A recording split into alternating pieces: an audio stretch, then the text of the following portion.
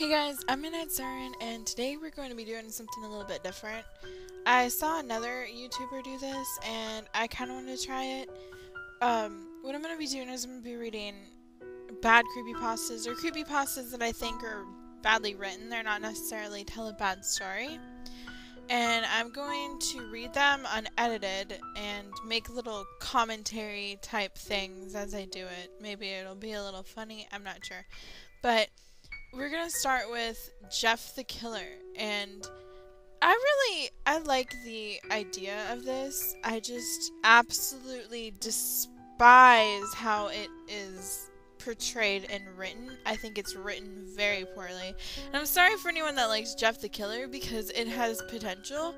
If someone with good writing skills took it and maybe redid it, then it would probably be a really good story. And first I want to start off by saying that when I went to find this on the Creepypasta wiki, where I first read it initially, they had deleted it. Yeah, they removed it for, crap.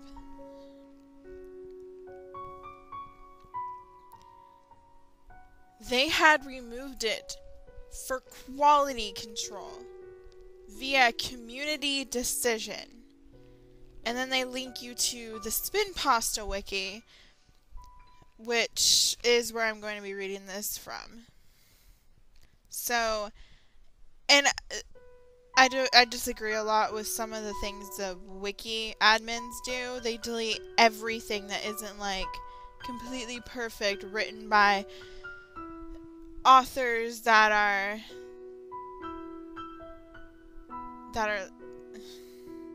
they delete everything that isn't completely perfect.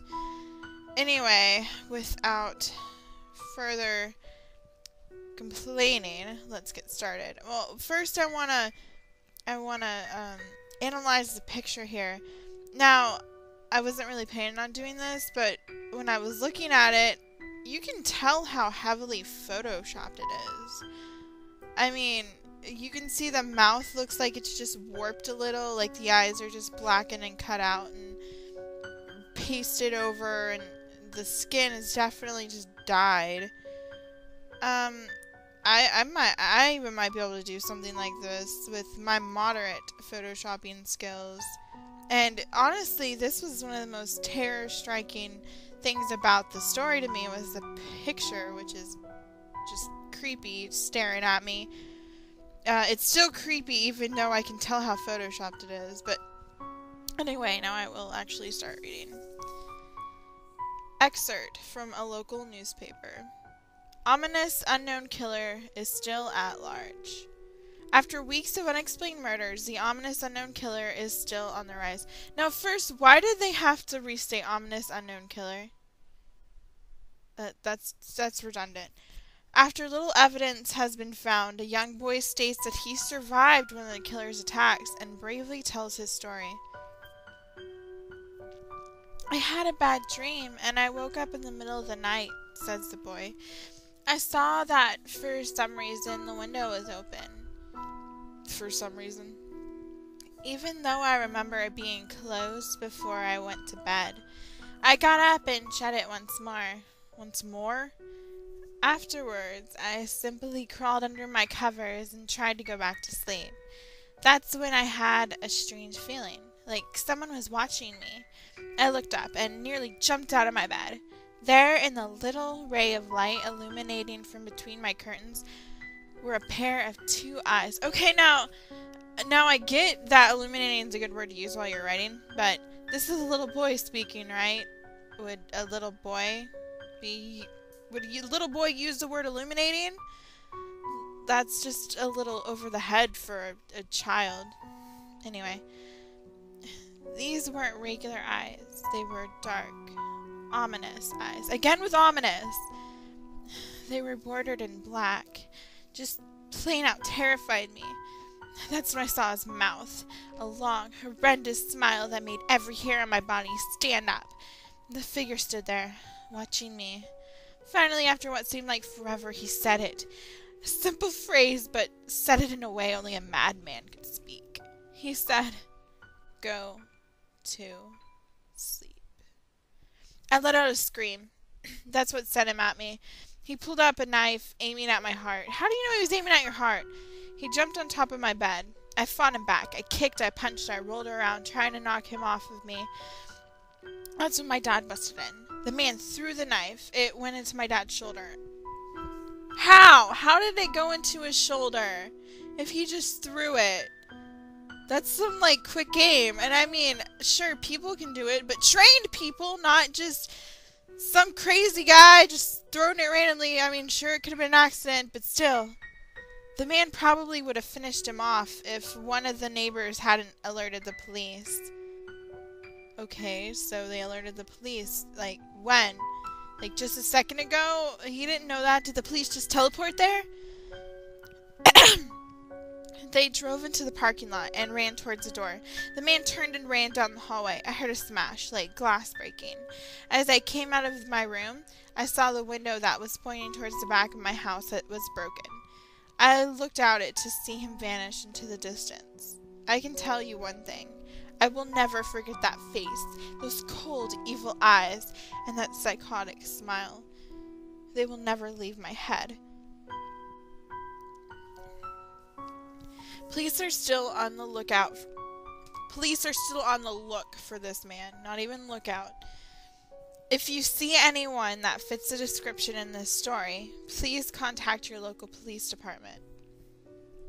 Wouldn't it have been an article, not a story? Jeff and his family had just moved into a new neighborhood. His dad had gotten a promotion at work, and they thought it would be best to live in one of those fancy neighborhoods. Jeff and his brother Louie, I mean, I know people mostly say it Louie, but I know it's supposed to be Liu, but that's just weird to me, so pardon me, but I'm going to say Louie. Couldn't complain, though. A new, better house, what was not to love? As they were getting unpacked, one of their neighbors came by. "Hello," she said, "I'm Barbara. I live across the street from you. Well, I just wanted to introduce myself and to introduce my son." She turns around and calls her son over. "Billy, these are our new neighbors." Billy said hi and ran back to play in his yard. What kind of generic names are these? Billy and Barbara. I guess the name Leo kind of goes off the generic, you know, run-of-the-mill names, but that one's just so weird. Anyway. "Well," said Jeff's mom, "I'm Margaret, and this is my husband Peter, and my two sons, Jeff and Louie." They each introduced themselves, and then Barbara invited them to her son's birthday. Jeff and his brother were about to object, but their mother said that they would love to, when Jeff and his family are done packing. What? When Jeff and his family are done packing, Jeff went up to his mom. What the heck? Wouldn't it be we're done packing? "Mom, why would you invite us to some kid's party? If you haven't noticed, I'm not some dumb kid." What? That doesn't even make sense. "Jeff," said his mother, "we just moved here. We should show that we want to spend time with our neighbors. Now we're going to that party, and that's final." Jeff started to talk, but stopped himself, knowing that he couldn't do anything. Whenever his mom said something, it was final. He walked up to his room and plopped down on his bed. He sat there, looking at the ceiling, when suddenly he got a weird feeling. Really. Not so much a pain, but a weird feeling. You just said it was a weird feeling! You never even said it was pain or anything! Why do you have to restate a weird feeling? He dismissed it as for some random feeling. Oh my god!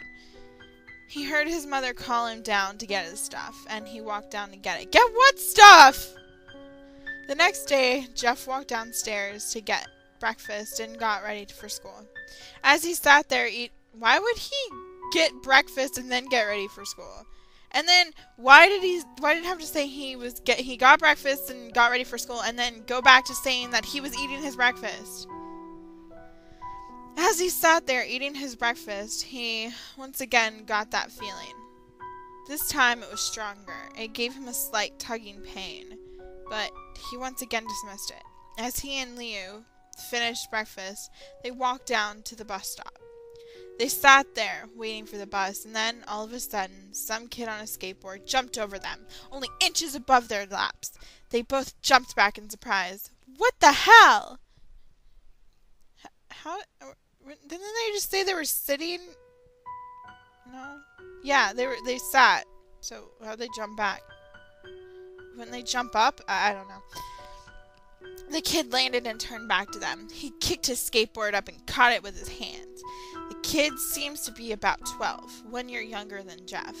He wears an Aeropostale. Is that even spelled right? An Aeropostale shirt and ripped blue jeans. Oh, of course his blue jeans are ripped. Why wouldn't they be? And how is this bully, like, why would it be, you know, aesthetically a good idea to make the bully 1 year younger than Jeff rather than older? Because aren't, you know, people that bully people usually the older kids bullying the younger kids, not the younger kids bullying older kids, because usually they get their butts kicked in that case. Wow, wow, wow. It looks like we got some new meat. Wow. Really? New meat? Got it. Suddenly, 2 other kids appeared. One was super skinny, and the other was huge. Well, since you're new here, I'd like to introduce ourselves. I'd like to introduce ourselves. We'd like to introduce ourselves. Over there is Keith. Jeff and Leo looked over at the skinny kid. He had a dopey face that you would expect a sidekick to have. And he's Troy. They looked over at the fat kid. Talk about a tub of lard. This kid looked like he hadn't exercised since he was crawling. Well, that's offensive. No wonder these kids are bullies. And I, said the first kid, am Randy. Now, for all the kids in this neighborhood, there's a small price for the bus fare. A small price for the bus fare? Bus fare is a price! Oh my gosh. If you catch my drift. Leo stood up, ready to punch the lights out of the kid's eyes. What? When one of his friends pulled a knife on him. I guess that's why they're the bullies, because they have knives. Tisk, tisk, tisk. I'd hoped you would be more cooperative. But it seems we must do this the hard way. The kid walked up to Leo and took his wallet out of his pocket. Jeff got that feeling again. Now it was truly strong, a burning sensation. He stood up, but Leo gestured him to sit down. Jeff ignored him and walked up to the kid. Listen here, you little punk. Give my bro's wallet or Give back my bro's wallet or else. Randy put the wallet in his pocket and pulled out his own knife. Oh, and what will you do? Just as he finished the sentence, Jeff popped the kid in the nose. As Randy reached for his face, Jeff grabbed the kid's wrist and broke it. Just broke it just like that, huh? Okay. Randy screamed and Jeff grabbed the knife from his hand. Troy and Keith rushed Jeff, but Jeff was too quick.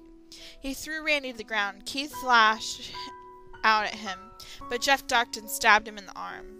Keith dropped the knife and fell to the ground screaming. Troy rushed him too, but Jeff didn't even need the knife. He just punched Troy straight in the stomach and Troy went down. As he fell over, he puked all over. Leo could do nothing but look in amazement at Jeff. Jeff, how'd you... That was all he said. They saw the bus coming and knew they'd be blamed for the whole thing, so they started running as fast as they could. As they ran, they looked back and saw the bus driver rushing over to Randy and the others. As Jeff and Leo made it to school, they didn't dare tell what happened. All they did was sit and listen. Leo just thought of that as his brother beating up a few kids. What kind of sentence is that? But Jeff knew it was more. Oh, okay, I got it. Never mind. Leo just thought of that as his brother beating up a few kids. It still should be worded differently. But Jeff knew it was more. It was something scary. Why is there a comma there? As he got that feeling, he felt how powerful it was. The urge to just hurt someone. He didn't like how it sounded, but he couldn't help feeling happy. He felt that strange feeling go away and stay away for the entire day of school. Even as he walked home, due to the whole thing near the bus stop, and how now he probably wouldn't be taking the bus anymore, he felt happy. When he got home, his parents asked him how his day was, and he said in a somewhat ominous voice, "It was a wonderful day." Next morning, he heard a knock at his front door. He walked down. Shouldn't this, like, start a new paragraph? Is that the next morning? Never mind. He walked down to find 2 police officers at the door, his mother looking back at him with an angry look.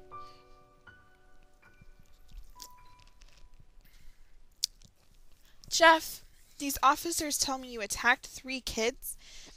That it wasn't regular fighting, and that they were stabbed." "Stabbed, son?" Jeff's gaze fell to the floor, showing his mother that it was true. "Mom, they were the ones who pulled the knives on me and Leo." "Son," said one of the cops, "we found 3 kids, 2 stabbed, 1 having a bruise on his stomach, and we have witnesses proving that you fled the scene. Now what does that tell us?" Jeff knew it was no use. He could say him and Leo had been attacked, but then there was no proof. It was not them who attacked first. They couldn't say that they weren't fleeing, because, truth be told, they were. So Jeff couldn't defend himself or Leo. Now, this is something I don't get. They say that there were witnesses that saw them fleeing the scene. Wouldn't the witnesses have seen them defending themselves? Like, it was self-defense, you know. That was the only reason those guys got hurt, is they pulled the knives first. And if someone saw them fleeing, why didn't they see them defending themselves? That just doesn't make any sense to me. "Son, call down your brother." Jeff couldn't do it, since it was him who beat up all the kids. "Sir, it was me. I was the one who beat the kids up. Leo tried to hold me back, but he couldn't stop me." The cop looked at his partner, and they both nodded. Wouldn't have been nodded. "Well, kid, looks like a year in juvie." This is another thing that gets me about this story. Oh my gosh. Those cops are not just going to decide right then and there that Jeff would get a year in juvenile detention. He would literally have to go to trial in order to decide that. Cops don't make up the things. Like, they don't do that. That just doesn't make any sense to me. And that stuff like that's where this story starts to lose me. Oh my gosh. "Wait," says Leo. They all looked up at him, holding a knife. Why is he holding a knife? The officers pulled their guns and locked them on Leo. What the fuck? It was me. I beat up those little punks. Have the marks to prove it. He lifted up his sleeves to reveal several cuts and bruises, as if he was in a struggle. Wow, that's kind of a stupid thing to do. Just cut yourself and beat yourself up. "Son, just put the knife down," said the officer. Leo held up the knife and dropped it to the ground. He put his hands up and walked over to the cops. "No, Leo, it was me. I did it." Jeff had tears running down his face. Huh. Poor bro, trying to take the blame for what I did. "Well, take me away." The police led Leo to the patrol car. "Leo, tell them it was me. Tell them. I was the one who beat up the kids." Jeff's mother put her hands on his shoulders. "Jeff, please, you don't have to lie. We know it's Leo. You can stop." Jeff watched helplessly as the cop car speeds off with Leo inside. A few minutes later, Jeff's dad pulled out into the driveway, seeing Jeff's face and knowing something was wrong.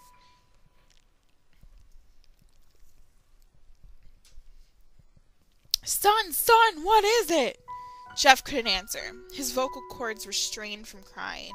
Instead, Jeff's mother walked his father inside to break the bad news to him, as Jeff wept in the driveway.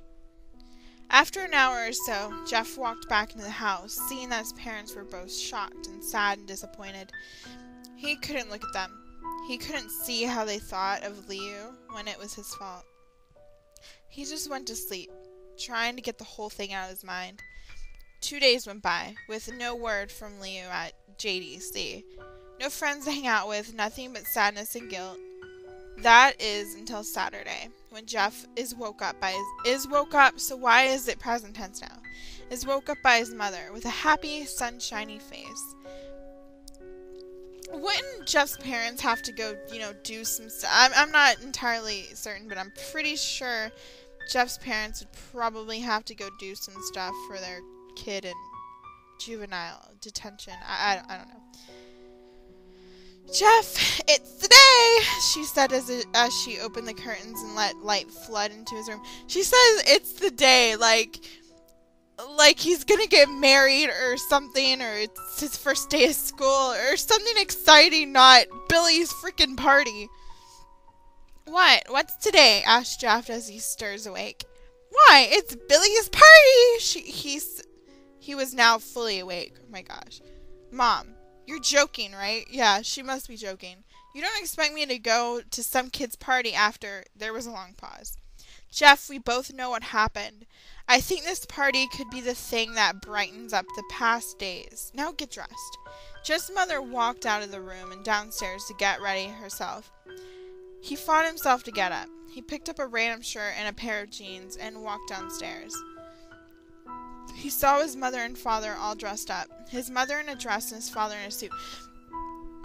Now, I haven't been a kid for a while, but I'm pretty sure children's birthday parties aren't usually the standard for black tie affairs, you know. He thought why they would never wear such fancy clothes to a kid's party. Exactly!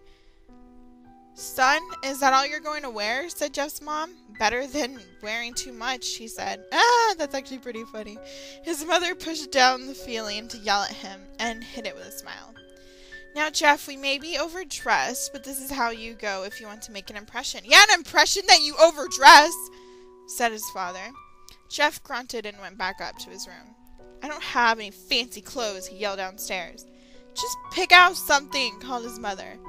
He looked around his closet for what he could call fancy. He found a pair of black dress pants he had for special occasions and an undershirt. He couldn't find a shirt to go with it. He looked around and found only striped and patterned shirts, none of which go with dress pants. Finally, he found a white hoodie and put it on.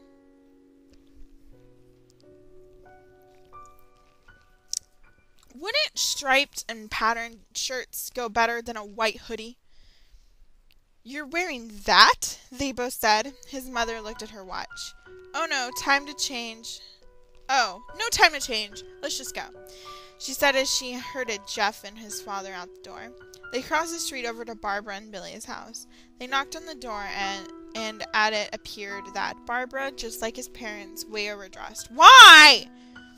I mean, I get that Jeff's parents want to make an impression, but what does Barbara have to prove?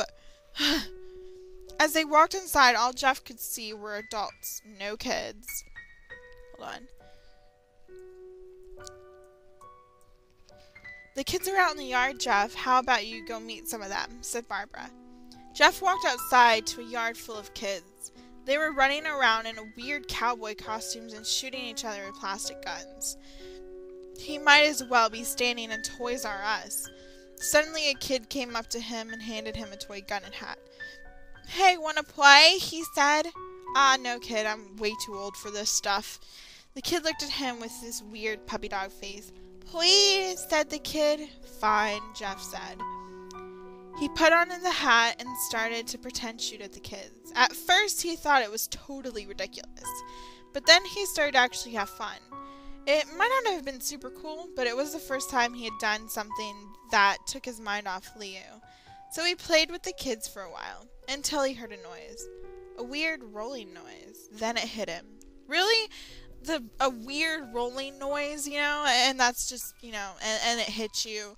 Oh, it's those jerks from before. Oh, no one else in the world rides skateboards. Then it hit him. Randy, Troy, and Keith all jumped over the fence on their skateboards. Because kids have that skill. They can jump fences on skateboards. Jeff dropped the fake gun and ripped off the hat. Randy looked at Jeff with burning hatred. Hello, Jeff. Is it? He said. We have some unfinished business. Jeff saw his bruised nose. I think we're even. I beat the crap out of you and you get my brother sent to JDC. Randy got an angry look in his eyes. Oh no, I don't go for even. I go for winning. You may have kicked our asses that one day, but not today. As he said that, Randy rushed at Jeff. They both fell to the ground. Randy punched Jeff in the nose, and Jeff stabbed him in the... What? Oh. And Jeff grabbed him by the ears and headbutted him. Stabbed him in the ear. Jeff pushed Randy off of him and both rose to their feet. Kids were screaming and parents were running out of the house. Troy and Keith both pulled guns out of their pockets. This is my favorite part. No one interrupts or guts will fly, they said. When kids talk like that, like, since no one talks that way. And where do these kids get guns at? I mean, they probably might have stolen them from their parents or something, but seriously? Anyway, Randy pulled a knife on Jeff and stabbed it into his shoulder. Jeff screamed and fell to his knees. Randy started kicking him in the face. After 3 kicks, Jeff grabbed his foot and twists it, causing Randy to fall to the ground. Hey, wait, doesn't Randy already have a broken arm? Wouldn't that already, like, give him a disadvantage in the fight? Jeff stood up and walked towards the back door. Troy grabbed him. Need some help? He picks Jeff up by the back of the collar and throws him through the patio door. Okay. Yep, that just happened. As Jeff tries to stand, he is kicked down to the ground. Randy repeatedly starts kicking Jeff. You already said he was kicking. Until he starts to cough up blood. Come on, Jeff, fight me! He picks Jeff up and throws him in the kitchen. Randy sees a bottle of vodka on the counter and smashes the glass over Jeff's head. Fight! He throws Jeff back in the living room.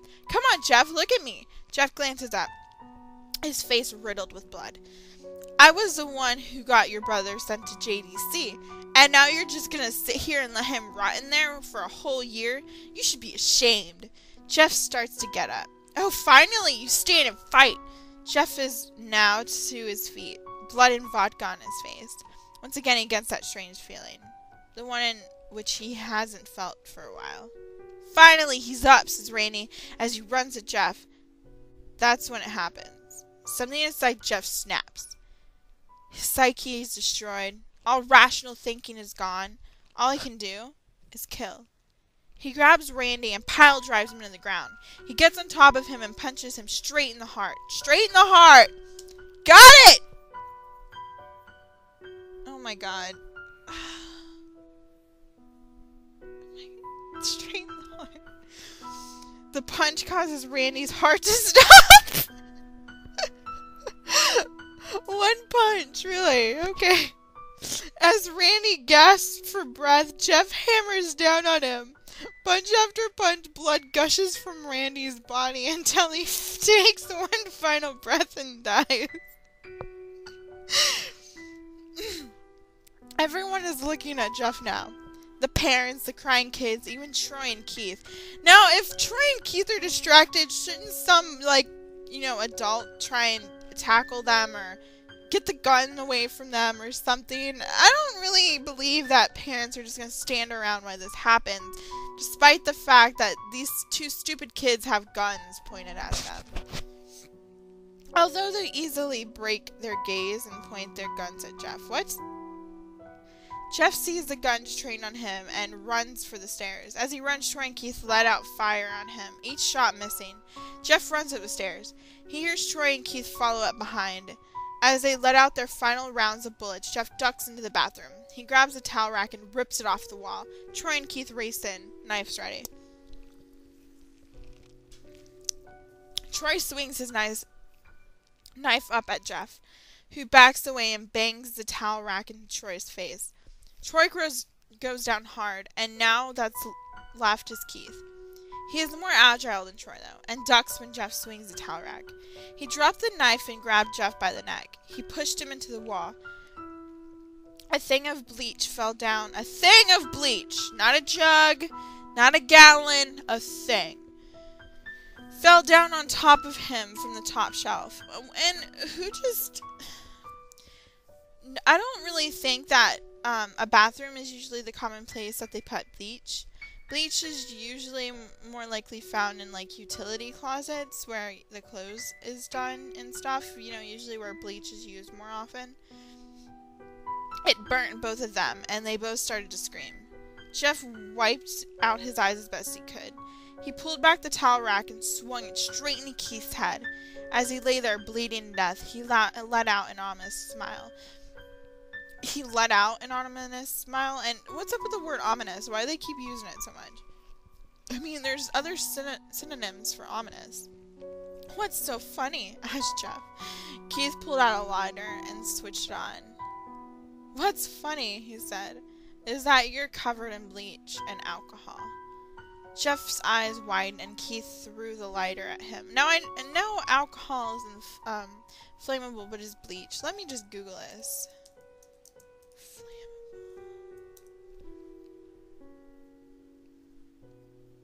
How flammable is bleach? How flammable is bleach? Best answer? Not at all. Other answers? Yeah, okay. So bleach isn't flammable. Alcohol is flammable, but not bleach. So keep that in mind. Now I lost my place, which is fun. Jeff's eyes widened as Keith threw the lighter at him. As soon as the flame made contact with him, the flames ignited the alcohol in the vodka. While the alcohol burned him, the bleach bleached his skin. Jeff let out his terrible screech as he caught on fire. He tried to roll out the fire, but it was no use. The alcohol had made him a walking inferno. He ran down the hall and fell down the stairs. Everybody started screaming as they saw Jeff. Now a man on fire, dropped to the ground, nearly dead. The last thing Jeff saw was his mother and the other parents trying to extinguish the flames. That's when he passed out. When Jeff woke, he had a cast wrapping around his face. He couldn't see anything, but he felt a cast on his shoulder. And stitches all over his body. Why are stitches all over his body? He tried to stand up, but he realized that there was some tube in his arm. And when he tried to get up, it fell out, and a nurse rushed in.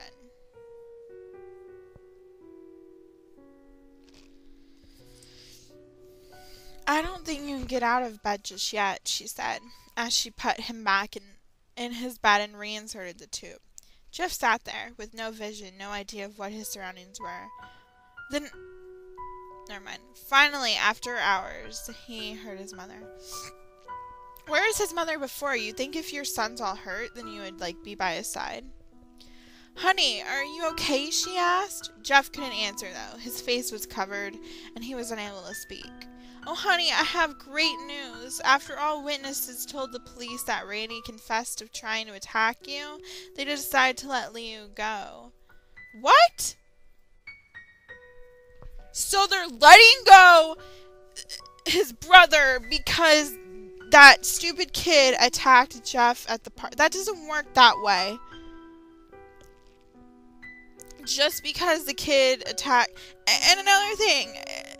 Is that revenge for, breaking my arm so extreme that I'm going to want to kill you and get sent to prison for the rest of my life? Is that something you want to do, you stupid little 12-year-old?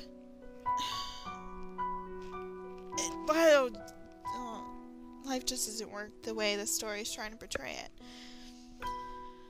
This made Jeff almost bolt up, stopping halfway, remembering the tube coming out of his arm. He'll be out by tomorrow, and then you two will be able to be together again. Jeff's mother hugs Jeff and says her goodbyes. Why is she leaving him? He's in the hospital and he's 13! The next couple of weeks were those where Jeff was visited by his family. Then came the day where his bandages were to be removed. His family were all there to see it, and what he would look like. As the doctors unwrapped the bandages from Jeff's face, everyone was on the edge of their seats. They waited until the last bandage holding the cover over his face was almost removed. Let's hope for the best, said the doctor. He quickly pulls the cloth, letting the rest fall from Jeff's face. Jeff's mother screams at the sight of his face. Leo and Jeff's dad stare awestruck at his face. Stop seeing his face! What? What happened to my face? Jeff said. He rushed out of bed and ran to the bathroom. He looked in the mirror and saw the cause of the distress. His face. Again with his face. Stop saying face. It's horrible. It is horrible. This is a past tense story. His lips were burnt to a deep shade of red. His face was turned into pure white color, and his hair singed from brown to black. He slowly put his hands to his face. Oh my god. It had a sort of leathery feel to it now. He looked back at his family, then back at the mirror. Jeff, said the you. It's not that bad. Not that bad, said Jeff. It's perfect. His family were equally surprised. Sounds legit. Jeff started laughing uncontrollably. His parents noticed that his left eye and hand were twitching. Now, it seemed like until his bandages got removed that Jeff was feeling and acting normal. But as soon as he as soon as he sees his face, he just loses it, like all of it. Okay. Oh wait, I'm gonna skip the line. Jeff, are you okay? Okay? I've never felt more happy. Look at me. This face goes perfectly with me. He couldn't stop laughing. He stroked his face, feeling it. Looking at it in the mirror. What caused this? Well, you may recall. Really? You're gonna explain. Oh wait, never mind. Well, you may recall that when Jeff was fighting Randy, something in his mind, his sanity snapped. Why? Why do you have to tell us this? Now he was left as a crazy killing machine. That is, his parents didn't know. Well, obviously his parents don't know. And why do you have to say he's a crazy killing machine? The title of the story is Jeff the Killer. We know he is a killer. Doctor, said Jeff's mom, is my son alright, in the head? Oh yes, this behavior is typical for patients that have taken very large amount of painkillers. Is this your medical expertise here, Mr. Writer of the story? If his behavior doesn't change in a few weeks, bring him back here and we'll give him a psychological test. Oh, thank you, Doctor. Jeff's mother went over to Jeff. Jeff, sweetie, it's time to go. Jeff looks away from the mirror. His face still formed into a crazy smile. "'Kay, Mommy!" His mother took him by the shoulder and took him to get his clothes. "This is what came in," said the lady at the desk. Jeff's mom looked down to see the black dress pants and white hoodie her son wore.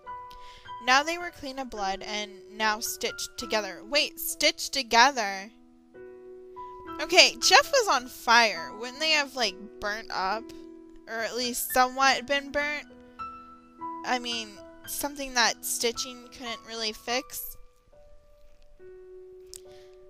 And why would they be stitched together anyway? Who stitched them back together? That just doesn't really make any sense. Jeff's mother led him to his room and made him put his clothes on. Then they left, not knowing that this was their final day of life. Later that night, Jeff's mother woke to the sound coming from the bathroom. It sounded as if someone was crying. She slowly walked over to see what it was. When she looked into the bathroom, she saw a horrendous sight. Jeff had taken a knife and carved a smile into his cheeks. Just like the Joker! "Jeff, what are you doing?" asked his mother. Jeff looked over to his mother. "I couldn't keep smiling, Mommy. It hurt after a while. Now I can smile forever."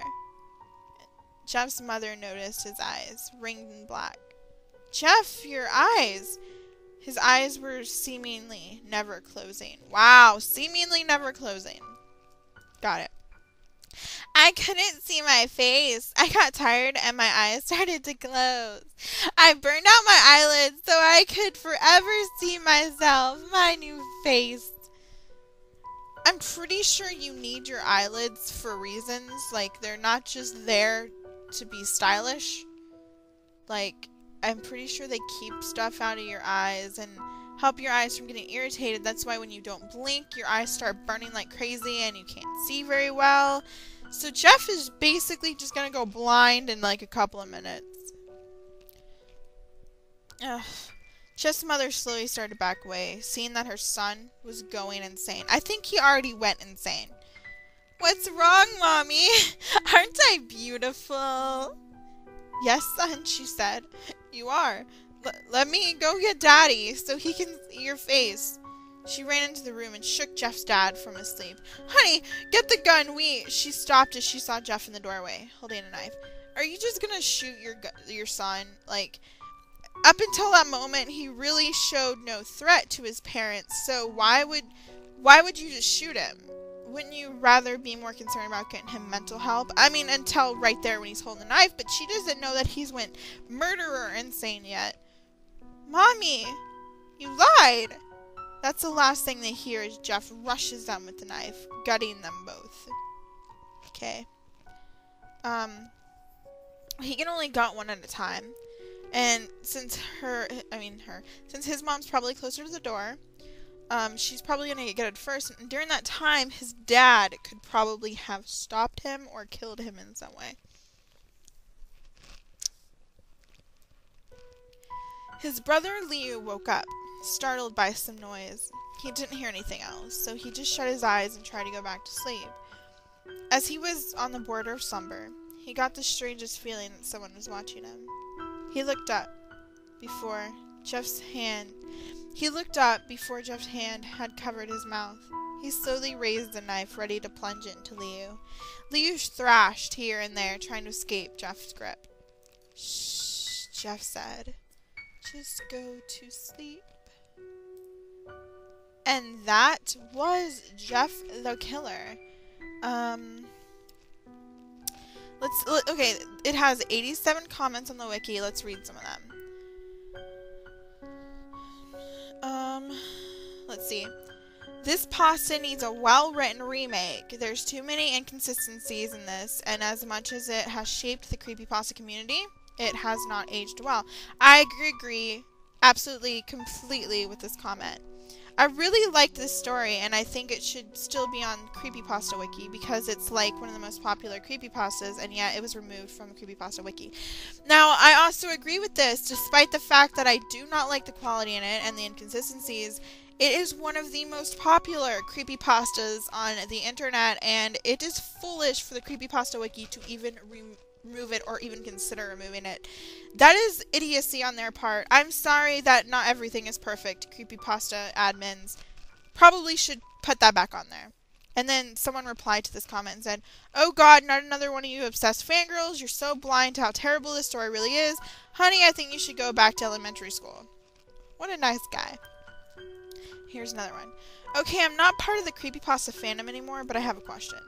If this story is so bad, why the fuck did it take so long to get deleted and moved to this website? If it was so bad, why was it accepted to be on Creepypasta's wiki for a few years? I'm pretty sure when this story was first posted on the Creepypasta wiki, they probably didn't have the standards that they do now. Now I found many errors in this Creepypasta. Oh yeah, there's many. But it's much better than you guys are making out to be. You guys are acting like it's My Immortal. Oh, I love that song. Don't be a dick. Okay. Listen up, assholes. P.S. This is not some delusional fangirl, so STFU. None of you have any right to can any one fangirl. That's literally what it says. Or not delusional, end of story. Sit down and shut up. What the fuck? I, for one, am sad to see that this story has been removed from the wiki, as it was the creepypasta that got me into creepypasta. So it's very dear to me. I would like it if people who did not like this story to please go somewhere else. Seriously, if I don't like something, I'm not going to go around saying blah blah blah, delusional fangirls, blah crap, blah. I'm going to leave other people to enjoy it. So why can't you people do that? Also, has anyone else noticed that all this crazy delusional fangirl BS and stories being removed has only really started happening after the incident in America with the two fucktwits who blamed their own stupidity on Slender Man? That's not why this was removed. It was removed because of quality control. And yes, that Slender Man tragedy was idiotic. Like, they need to start putting age requirements, or not really age requirements, but intelligence requirements on the internet, I swear. If anyone comments something rude to this, it will just prove how childish you really are. Also, please just BC something. Here wouldn't happen in real life doesn't give you any right to poke holes in it, no matter how many potholes there are in it. It's fictional, so it can have flaws like that. That's what good what makes it good? Or are we going to go on and point out every flaw in every fictional story and ruin every story ever made? P.S. The story is really descriptive, not something you see every day anymore. Yeah, it's so descriptive. Oh, and this is the perfect reply to this guy's comment. Do you even English? And then here's another one. It's not good, end of story. It's not classic or well written. Just get into your thick skull. The wiki has standards. 5-year-olds can't just write a piece of shit and expect it to be a bestseller. This was poorly written story, and that is that. I personally love Jeff the Killer, but my dog could write a better piece of shit. Honey, you need to crawl the fuck back to elementary. -1 and then like a jillion numbers out of 10. This pasta is downright horrible. If it was a real story, it would be good. This is just a, what can I call it, parody. I don't criticize it. It's a fine story, but the real story is better. This is the original real story. Actually, yes, it is the original story. Manfred, not just a parody. This is what people praise as the best creepypasta ever written. That's the unfortunate truth. This story's okay, but it seems like people think Jeff the Killer is a badass for some reason. 4 out of 10. Alright, that's all I'm gonna read. I'm not gonna read all 80 bajillion comments of this. Let's see, how long has this been going on? 48 minutes!